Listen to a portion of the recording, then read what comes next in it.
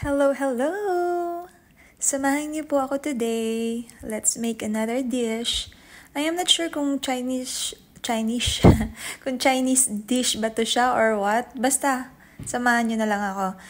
Bali, someone shared me this recipe, so it's my first time to do it.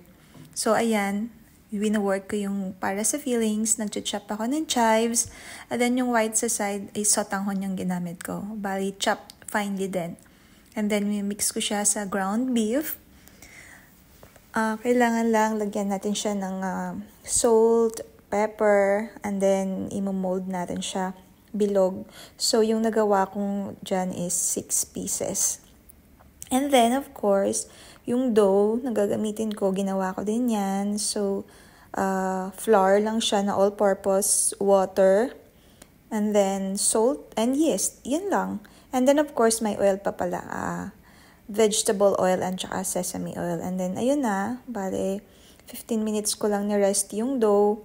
And then, yung fillings na nilagay ko, kailangan ko lang siyang i-sealed. Tapos, pabilog lang yung shape. Ayan. Make sure na naka-sealed yung ilalim para walang lumabas na meat. And then, same process. Ulitin lang. Lalagay lang yung fillings doon sa dough.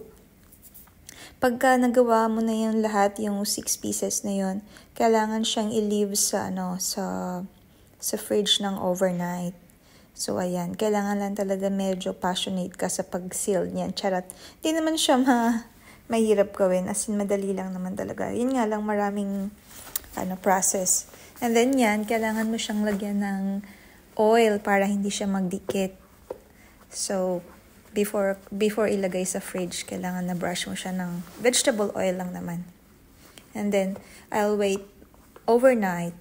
Actually, dapat lulutuin ko na siya. Kaya lang, when I check the recipe, overnight pala. So, ayan na. Tapos na yung overnight na waiting time. So, bali, prepare ko siya and sinerve for dinner.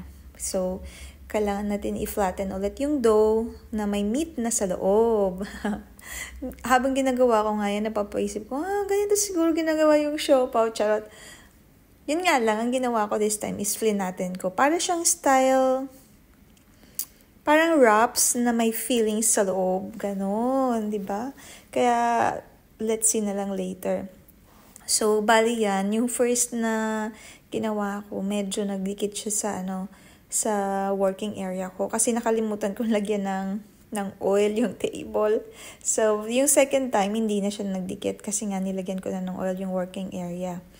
And then, para hindi ako ma-rush, yun, nilagyan ko siya ng cling wrap, tapos sabay-sabay ko na silang natin. So, para pag dinner time, hindi na ako magmamadali ba or magra-rush na mag-flatten para ma-fry. So, ayan na, frying time is mabilis lang. Siguro wala pang mga 4 minutes each side. Kailangan lang medyo madami-dami din yung oil para maluto talaga yung flour at saka yung meat sa loob.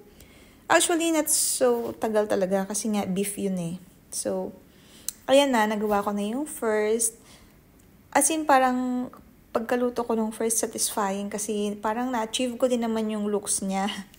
So, ayan yun. Para sa talagang wraps. At saka, hindi sa ang sarap talaga nung dough. So, ayan, hinaluan ko siya ng salad sa sides. Ayan na, tapos na.